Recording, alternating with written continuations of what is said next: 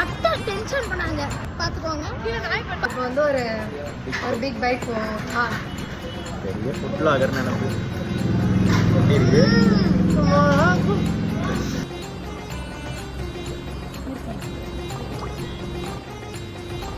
guys ஒரு வழியா